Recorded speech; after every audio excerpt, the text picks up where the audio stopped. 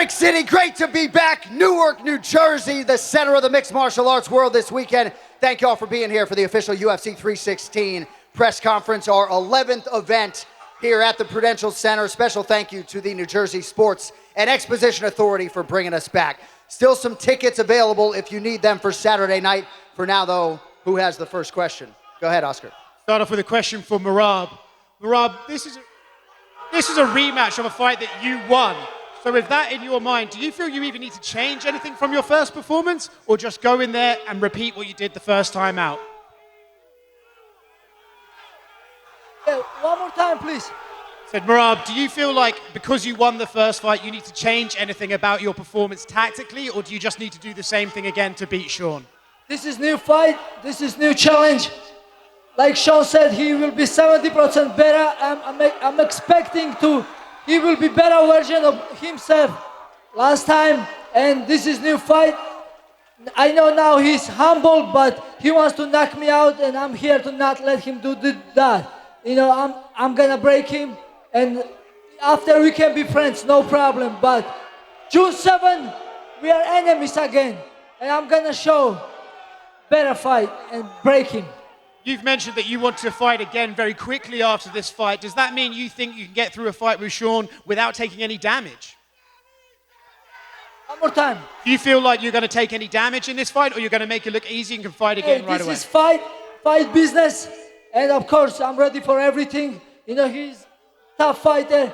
He has a 10 win in UFC, and wherever it goes, but I'm gonna make sure I'm gonna win, and I'm not gonna give my belt to him.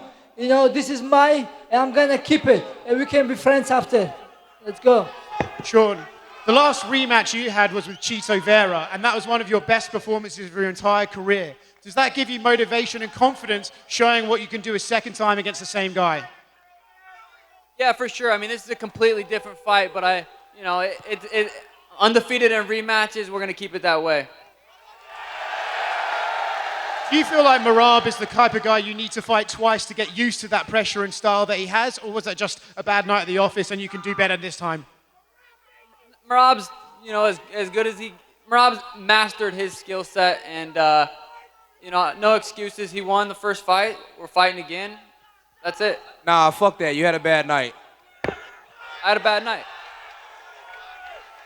No color in the hair this time. There's no real beef between you and Merab. Do you feel that that might actually help you take some pressure off and give you a chance to just perform how you want? No. The hair, everything going on this week is just a little bit more laid back, but Saturday is going to be exciting. Question for the challenger, Kayla Harrison. Kayla, I know you said at Media Day yesterday, with this win, you're going to be the new face of women's MMA. What does that mean to you, and what obligation do you feel you would have with that title? I love you guys so much. Thank you.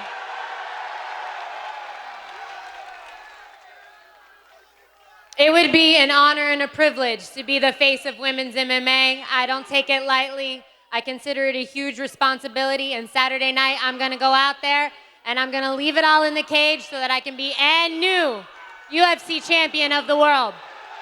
And Kayla, I know you also said yesterday that Juliana doesn't necessarily excel at fighting, so she has to excel at the trash talk. Do you feel she has excelled in talking leading up to this fight? Has she got under your skin? She definitely hasn't gotten under my skin. I got thick skin. It takes a little more than a chihuahua barking to get under my skin, but... Even your chihuahua doesn't like you, Kayla. Even your own dang dog doesn't even like you. The time for talking is almost over, and Saturday night we're going to find out. There is the face of women's MMA, and you're looking at her. I can't hear her. Juliana, for you though, I know you said through this process you haven't been talking trash, you've just been defending yourself. But, they say in sports the best defense is a good offense. So do you feel this has affected Kayla at all?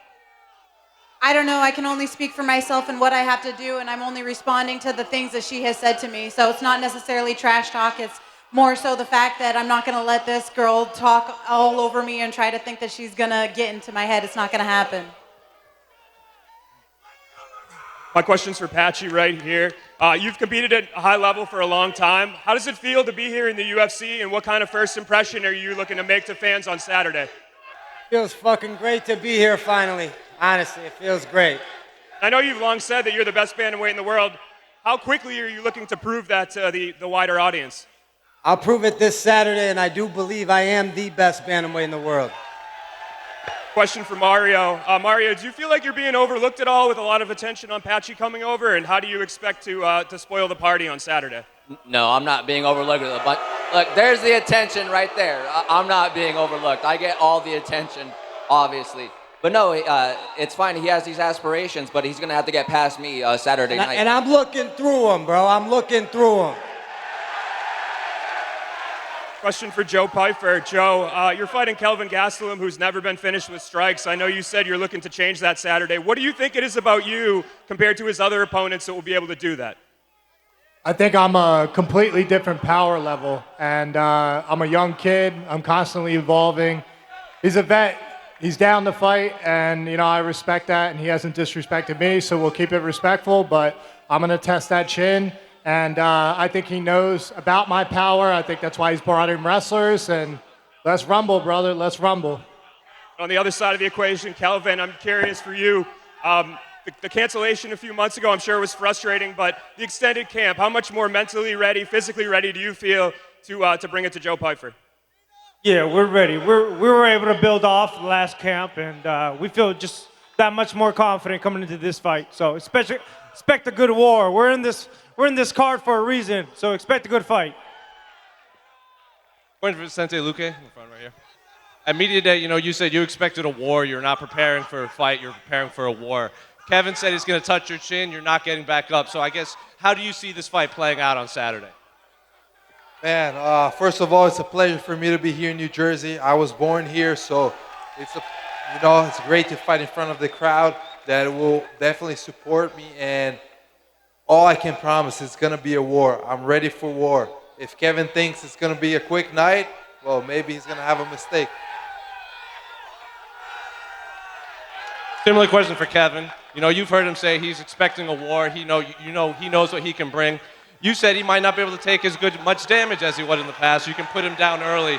So how do you see the fight playing out on Saturday? I'm just trying to figure out what the fuck happened in the Buckley fight. One last one for Kevin. Obviously, you said you want to get through Vicente, you want to stay active. We've seen what you've been saying to the former champion online. Are you viewing this as a get through Vicente, set up a fight against a former champion in Bilal Muhammad? No, not at all. Whoever they give me next, that's what I'm going to take.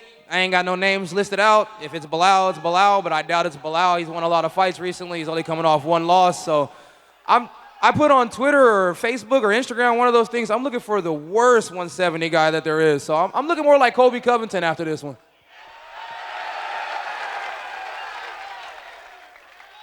Question for Kayla. Kayla, you sometimes refer to your career as a climb. Do you believe that taking out Juliana, dethroning her, and becoming champion would be the equivalent to reaching the summit of that mountain? Or do you think you would have to take out Amanda Nunes first to really reach the peak? When I talk about a mountain, I really think that there's no peak. It's just every step every day I want to wake up and be the best possible version of myself. And I'm grateful to Juliana because she's bringing out another newer, better version of me. And after I whoop her ass, I'm coming for Amanda. What do you know? What do you say? Kayla, how are you going to beat me like I asked you the last time? Are you going to lay on top of me and cook the clock for 25 minutes? Because that is literally your only chance to victory. That's your only chance to beat me is lay on top of me for 25 minutes. You've been stopped 3 times. Okay. You're 11-5. It doesn't You've matter. lost more fights than I've lost taken, rounds the 6 fights in that I've MMA. taken in order to get and fight the best in the world. I'll take that all day over your 20 fights that it's taken you to get to here right now. We're gonna find out. Yeah, we are. Question for Merab. Merab, it seems like every fight week your name gets bigger and bigger. The fans get louder and louder. How does it feel to be in this position right now? I'm just grateful to be here. Thank you, UFC, and thank you, UFC fans. Do I have a best job in the world? And I enjoy every time I'm stepping here. I'm grateful. And I'm getting better and better. And you guys will see June 7th. And still, I love you guys. Thank you guys. My first question is for Suga. Suga, you had Israel Adesanya and Demetrius Johnson with you in training camp this week. What did they tell you coming off a loss? Because they both experienced losses and came back big. What kind of advice did they have? First of all, shout out to these fans, right? You guys are passionate. I can feel it. You guys are fucking awesome. Yeah, hanging out with Demetrius and Izzy was super cool. It was more of a random little pop by, hung out for a little bit. Just being around them and feeling that energy is inspiring. But, not too much was said about the fight specifically. My next one's for Mario and Patchy. You guys are sitting on stage with the champion and #1 contender right now. Do you feel an impressive enough win puts you in title contention next? Hell yeah, 100%. Next in line, 21-1, 16 finishes. That's the best record up here by the bantamweights. Mario, what about you? Yeah, I think it gets us into the top 5 for sure. And then maybe one more fight and then we'll get there. Question for Sean O'Malley. Your former opponent, Chris Moutinho, he's won 5 fights in a row by finish, and he's back in the UFC now. How cool is it to see your former opponents evolve? Damn, that's awesome. Congratulations to him. Yeah, that's cool. And one question for John Anik. Shane Burgos, a former UFC featherweight, he's a free agent. He wants to finish his career in the UFC. He always puts on exciting fights. Can we get Shane Burgos back to the UFC? You think I wield power as far as getting Hurricane Shane Burgos back into UFC? I mean, certainly I think he left on good terms. Stylistically, he's a promoter's dream, but I'm not a very powerful man. I think you know that. What do you have, sir? Right. My question's also for you. The fans made a petition to strip John Jones of the belt with almost 200,000 signatures. What are your thoughts on this? So I think a fight between John Jones and Tom Aspinall is bigger if they are both champions. I'm hopeful they're going to fight in December in Las Vegas. I have no inside information, but I don't know that John Jones really gives a rip if they strip him of the heavyweight championship. He's still going to fight Tom, hopefully, and it's still going to be a bag. Thank you. Thank you. All right, who's next? Go ahead. One for Sean O'Malley. Sean, I know you don't want to talk a lot of trash this week, but Merab said earlier this week on Embedded, he said, I stole his jacket, I stole his title belt, and now I'm going to steal his sponsors and his fans. There's going to be a heavy contingency of Sean O'Malley fans in the building this weekend. So what's your message to Merab after hearing him say he's going to steal everything from you? I truly believe I'm going to knock Merab out. Come Sunday, no one's going to give a fuck about Merab, and that's just, it is what it is. Keep talking, and you're gonna get more humble. I'm making people humble, and you will see June 7th. Yeah, you was playing all this time like a humble guy, but okay, I'll show you again. One more time. Keep talking. Question for Sean O'Malley. Your dad's gonna be in your corner. It's his birthday on Saturday. What do you hope his presence is going to mean to you when he is in your corner? Yeah, it's a cool gift to be able to give your dad his 60th birthday. You're going to be sitting there cage side watching me fight. Like, there's nothing better I could give to him. And yeah, I'm excited for him to be in there. And a question for you, John. The bantamweight division is so stacked already, but now adding Patchy Mix to the fold, what do you think it does to elevate this division? It's incredible. I have known that Patchy Mix belonged here for a long time. He's exactly where he belongs. And I think for a guy like Corey Sandhagen, who will be here this week, this Patchy Mix signing, probably not ideal as you chase down your first shot at the undisputed title. A lot of business to be attended to in the octagon here at UFC 316, and we'll settle. I'm the boogeyman, and I'm home now, so this is my home. Is that it? All right, thank you all for coming out, Brick City. We're going to swear these athletes off. Stay with us. We love you guys. Thank you.